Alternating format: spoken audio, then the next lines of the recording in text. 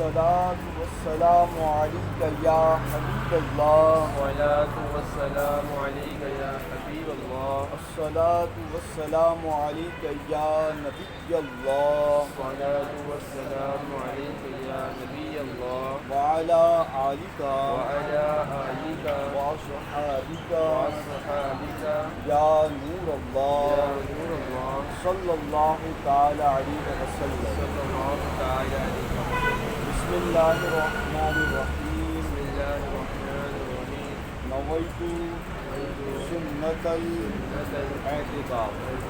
میرے پیارے آقا صلی اللہ تعالیٰ علیہ وسلم کے پیارے دیوانوں، الحمدللہ جو نیت ابھی ہم نے پڑھی اس کی فضیلت میں آتا ہے کہ وہ بندہ مومن مسجد میں داخل ہونے سے پہلے اس نیت کو پڑھ کر داخل ہوتا ہے تو مسجد میں جتنی دیر موجود رہے گا، چاہے وہ عبادت کر رہا ہو یا یوں ہی خاموشی سے بیٹھا ہو، اللہ رب العزت کے معصوم فرشتے اس کے نام اعمال میں ہر ایک سانس کے بدلے میں نیکیاں لکھتے ہیں۔ اب یہاں پر ہم اتنے لوگ بیٹھے ہیں، اگر ہم کسی سے پوچھیں کہ ہم 1 منٹ میں کتنی سانسیں لیتے ہیں تو اس کا جواب آئے گا کہ نہیں پتہ، تو سوچے کہ اتنا ثواب ہمارے نام اعمال میں لکھا جائے گا جسے ہم گن ہی نہیں سکتے۔ تو الحمدللہ اسے یاد کرنے کی کوشش کریں، اور جب تک کی زندگی ہے ہماری تب تک ہم نماز پڑھیں گے الحمدللہ، تو تب تک اسے عمل کرنے کی آپ ضرور کوشش کریں گے انشاءاللہ۔ اللہ تعالی ہم سب کو خوب عمل کرنے کی توفیق عطا فرمائے۔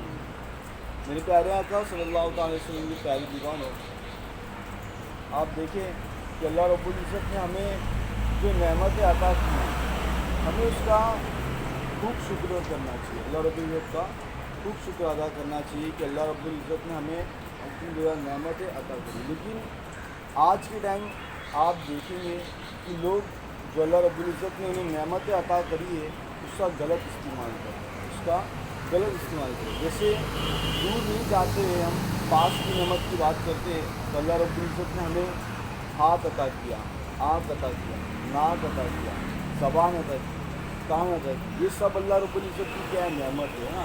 آپ دیکھیں کہ آج لوگ اس ہاتھ کا غلط استعمال کرتے ہیں، آپ دیکھیں کہ آج کے لوگ آنکھوں کا غلط استعمال کرتے ہیں نا۔ تو یہ کیا کر رہے ہیں، جو اللہ رب العزت نے انہیں ہمیں جو نعمتیں عطا کی ہے ہم اس کا غلط استعمال کریں اللہ، بلکہ ایسا نہیں ہونا چاہیے، بلکہ ہمیں اللہ رب العزت کا شکر ادا کرنا چاہیے کہ اللہ رب العزت نے ہمیں صحیح سلامت رکھتا ہے۔ آپ دیکھیں کہ اللہ رب العزت چاہتا تو ہمارے پاس ایک ہاتھ نہیں ہو سکتا تھا، اللہ رب العزت چاہتا تو ہمارے پاس دونوں آنکھیں نہیں ہو سکتی تھی، اللہ رب العزت چاہتا تو ہمارے پاس کان نہیں ہو سکتا تھا، یعنی ہم سن نہیں سکتے۔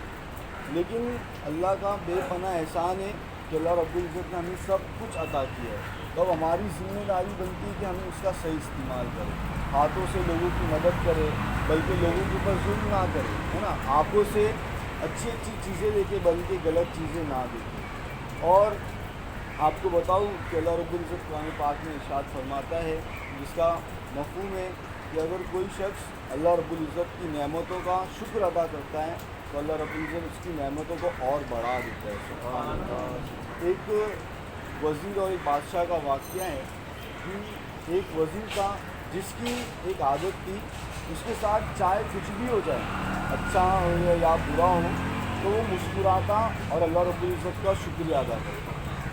تو ایک دن کیا ہو گیا، بادشاہ پھل کاٹ رہا تھا، تو پھل کاٹتے کاٹتے اس کی تھوڑی سی انگلی کٹ گئی، تو وزیر کی عادت تھی وہ مسکرایا اور اللہ کا شکر ادا کیا۔ تو بادشاہ دور سے دیکھ رہا ہے کہ میری انگلی کٹ گئی ہے اور وزیر مسکرا رہے ہیں، اسے غصہ آتا ہے اور کہتا ہے کہ اس کو، سپاہیوں کو کہتا ہے کہ اس کو جیل میں لے کر جا کے بند کر دو۔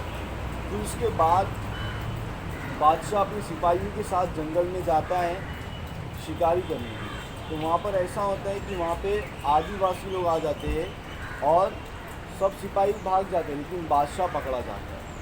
تو آدی واسی لوگوں کو اس لیے پکڑتے تھے تاکہ وہ اپنے جنہیں وہ پوجتے تھے، جن کی وہ عبادت کرتے تھے، اس خدا کے سامنے اسے یہ ذبح کرتے تھے، یعنی ان کے اوپر بلی چڑھایا کرتے تھے، اور اگر عام لینگویج میں ہم دیکھیں تو انسانوں کی کیا کرتے تھے، وہ بلی چڑھایا کرتے تھے۔ تو بادشاہ کو پکڑ کے لے کر گئے اور اسے نلایا دھلایا سجایا جا رہا تھا، تو جو آدی واسی اسے سجا رہا تھا اس نے کیا دیکھا کہ اس کی تو انگلی کٹی ہوئی ہے، اس کی انگلی کٹی ہوئی۔ یہ جا کے آدی واسی اپنے بادشاہ کو جا کے کہتا ہے कि जिसको हमने पकड़ कर लाए हैं उसकी उंगली कटी हुई है। तो उनका ऐसा सिस्टम होता था कि जो इंसान के अंदर ऐब होता था तो उसकी बलि उन लोग नहीं चढ़ाते। तो वहाँ पर से बादशाह को छोड़ दिया गया। तो बादशाह बोलता है कि जो वज़ीर कहता था वो सही कहता था कि जो होता है वो अच्छा होता है, वो अल्लाह की तरफ से बेहतर होता है। तो अब वो वापस महल पहुंचता है और वज़ीर को कहता है कि मैं समझ गया कि तुम जो कहते थे वो अच्छे के लिए अच्छा होता है अल्लाह रब्बुल इज़्ज़त की तरफ से, तो ये बताओ कि तुम जेल में गए इसमें क्या अच्छा हुआ, तुम जेल में गए इसमें क्या अच्छा हुआ। तो वज़ीर ने कहा ये अच्छा हुआ कि अगर मैं तुम्हारे साथ होता और मैं भी पकड़ा जाता तो तुम्हें तो छोड़ देते, लेकिन मेरे अंदर कोई भी ऐब नहीं होता तो वो मेरी बलि चढ़ा देते। तो इसके लिए मैं जेल में बंद हुआ तो मेरा ये फ़ायदा हो गया। सुभान। तो पूरे वाक़ये से यही पता चलता है कि अल्लाह रब्बुल इज़्ज़त हमें जिस हाल में रखे हमें अल्लाह रब्बुल इज़्ज़त का शुक्र अदा करना है। अल्लाह रब्बुल इज़्ज़त का हमेशा शुक्र अदा करना है। फरमाया गया कि अगर हम पर जो परेशानी आ रही है वो हमारे लिए, हमारे अज़ाब, हमारे गुनाहों की वजह से आ रही है या हमारे लिए इम्तिहान है। तो अमीर सुन्नत इस्लामी फरमाते हैं कि हमारे पर परेशानी भी आ रही है और हम अल्लाह रब्बुल इज़्ज़त से हमारा रिश्ता मजबूत है, यानी हम नमाज़ भी पढ़ रहे हैं, अच्छे काम भी कर रहे हैं, तो आप सोचें कि ये आप अल्लाह रब्बुल इज़्ज़त की तरफ से आपके लिए एक इम्तिहान है। और अगर आपके ऊपर मुश्किलात आ रही है और अल्लाह रब्बुल इज़्ज़त की बारगाह से आप दूर होते जा रहे हैं, यानी नमाज नहीं पढ़ रहे, अच्छे काम नहीं कर पा रहे, तो आप सोचिए कि ये आपके गुनाहों की सज़ा है। अल्लाह अकबर। तो मेरे प्यारे आका सल्लल्लाहु अलैहि वसल्लम के प्यारे दीवाने, आज के दर्स से हमें यही सीख मिलती है कि हमें हर हाल में अल्लाह रब्बुल इज़्ज़त का शुक्र अदा करते रहना है और साथ ही साथ नमाज़ों की पाबंदी करनी है और सुन्नतों पर अमल करना है। करेंगे इंशाअल्लाह। अल्लाह ताला हम सबको खूब अमल करने की तौफ़ीक़ अता फ़रमाए। आइए मौला की बारगाह में दुआ करते हैं।